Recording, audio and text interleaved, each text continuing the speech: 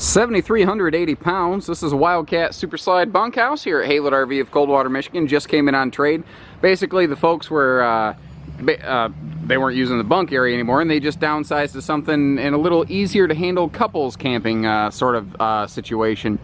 7,380 pounds is a little bit heavy for something this size, but it's partially because this thing is built like an absolute tank.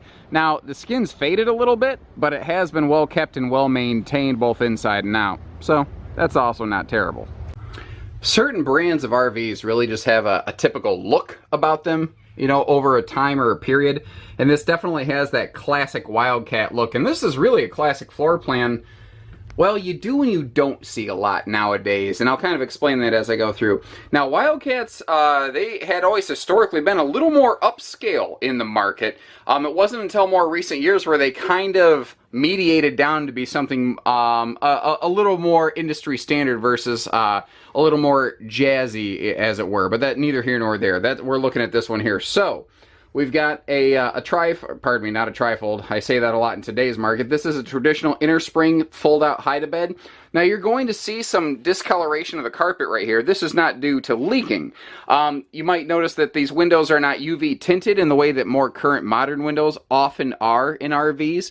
And this is just typical sun fade. So this is the normal color of the carpet, but this is the color of the carpet as it was exposed to more sunshine while the slide-out was inside in storage.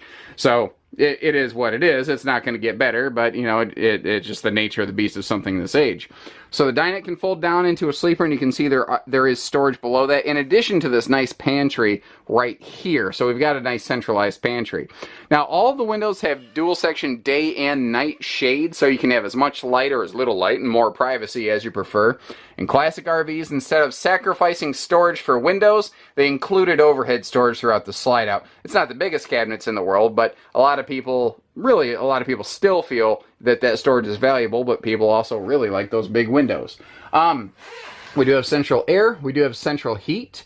I can't tell. I think that actually is the original microwave. At first glance, I wanted to say that this had been replaced, but that is a match for the oven down here. So I think it's actually all original kitchen hardware, which is not what I originally thought. I do like the little toe kick under the countertop right here, so you can really get right up next to the sink to wash your dishes and whatnot. And this has a very large overhead cabinet. You don't tend to see as many big overhead cabinets like this nowadays because more people care about the entertainment center than they used to. And you might notice that this one, the entertainment center in this is absolutely an afterthought. But again, this was made before people expected to have a 32 to 40 inch TV in a Super Slide Bunkhouse laminated travel trailer. Times were different when this was made. Although the way that they use that upper cabinet in the bedroom that we'll see in a minute, really, really slick. The bunkhouse. This is kind of what I was saying this floor plan does and doesn't still exist. In today's market, you'll often see open corner double over double bunks, but historically, you saw a lot of these wraparound L-shaped bunkhouses, and what's cool about this is the shortest, smallest, most efficient way to have a private bunk room as opposed to an open bunk concept. So we've got what I call the Jack and Jill bunkhouse, where we've got a single upper bunk over a little bit larger lower bunk, and there's storage below this from the outside, but there's also really good storage in here for the kids, so they don't really have to, their stuff will stay a little better contained, and on a bit of a rainy day, you can just close the door, and they can have their own little space back here. Making sure I'm not missing anything in here. Overall, it's pretty straightforward, pretty simple. What's nice, guys, is I'm not detecting, damage. I'm not detecting leaks. It's been used, but it has most certainly been maintained and not abused. Overall, this RV looks like anything it needed, it got. They didn't wait for a problem to happen. They were obviously proactively on top of care and maintenance so that there weren't problems. Now, this has a very fifth wheel style, at least from this era, space efficient, split middle bathroom. And usually, what's cool is this is usually a floor plan you saw in fifth wheels. Now again, a little more upscale, we've got things like the nicer big Create-A-Breeze or Max Air fan or Fantastic fan or whatever name you want to apply to it. And this camper is a little bit taller. That's something I should have mentioned right when I walked inside. These are 6'9" inside instead of 6.5 tall like most things were during the time this was built. Very similar to like a Jayco J-Flight in today's market, which is extremely popular, well, the most popular travel trailer in the entire world. But 6'9" tall, giving you that extra headroom in the shower. Now, it kind of throws a lot of people off here that you have a sink in the bedroom, but once again, this was built during a different time, and that was okay. We do have a privacy accordion curtain door here so that you can close this off. So if someone needs to use the bathroom or wash their hands at night, they're not looking at you sleeping. And this little corner cabinet up here where you can put the bedroom TV, that's just a stroke of genius. If you did have a little TV you wanted to put it in, you know, back when this thing was brand new, that would have been just an amazing, perfect spot for it. I like the full-length hanging closets. Now, because this is a very blunt, flat-nosed trailer, it's not really bullet-nose swept. That means that you actually have good, functional overhead cabinets up here. You don't have, like, really chopped-off, clumsy cabinets. That's really good overhead storage space. And I love the power outlet and the side stand really close to the headboard area here on both sides of the bed. Now, this is a brand-new mattress taken out of the new RV that they purchased, which was a little Jayco camper here at Haylett RV. So you have a brand new mattress that no one has ever slept on before. And this one has a neat little feature over here that you actually have seen a bit of a resurgence for in the market. You have an extra little, not closet, because this is not a hanging closet, but just a nice little shelf organizer unit in here. And you're starting to see more of this come back in today's world. I mentioned right at the very beginning that the decals have faded a little bit, but overall, I am pretty darn happy with the inside and outside shape and condition of this thing here. Obviously it faced the sun quite a bit, but over a lot of years of looking at used RVs, I've kind of learned some things.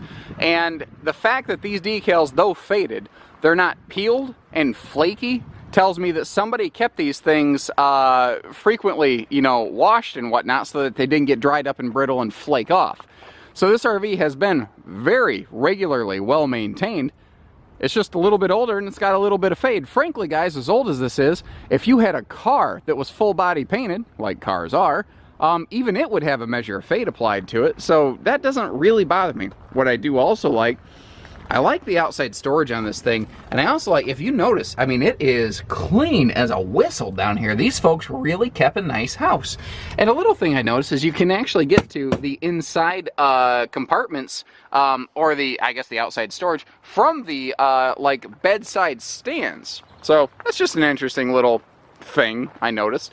Now this is not specially insulated or protected or heated or anything like that, like in the underbelly. This was made before most travel trailers had anything like that. It does have a power tongue jack, which is handy. Still have a manual awning, which was common during the time that this was built. Again, I don't really see anything, like I don't see any weird water patterns. I don't see any stressing or cracking or fracturing fiberglass from like bad road stress or anything. This is, like I said, well built, well engineered, well maintained. All the little baggage door clips, they're even still here. Now I can see that they're weathered a little bit, but the fact is they're still present and they still work, which means, once again, somebody must have kept on like a regular UV conditioning program on this thing. Otherwise those things would have been toast by now, and they're not replacements. They look to be original from everything that I can see. I can see where there's been active preventative care, maintenance, routine, you know, seal checking, updating, touch-up, replacement, whatever. I love this. Remember how I said this is this is a fifth wheel floor plan adapted to a travel trailer. It's very uncommon. I've seen it only one other time in a travel trailer, actually. That was in a Jayco. But like this big storage below the bunks here, this is something fifth wheel versions of this floor plan used to do all the time. You just don't see this usually in travel trailers built during this era. And the tires, they also look good. And these tires, you know what? The slightest amount of weathering right there, if I'm being ultra picky, I found one little spot. It looks like it's weathered a little bit. But overall, I mean, even the tires look pretty good considering the age and the use. Let's go take a peek at the roof. And although it could use a bit of a bath right now, the roof shows obvious signs of preventative care and maintenance over time. I can see where seals have been replaced or just touched up as required. The Max Air vent covers have been put on all the vents back here.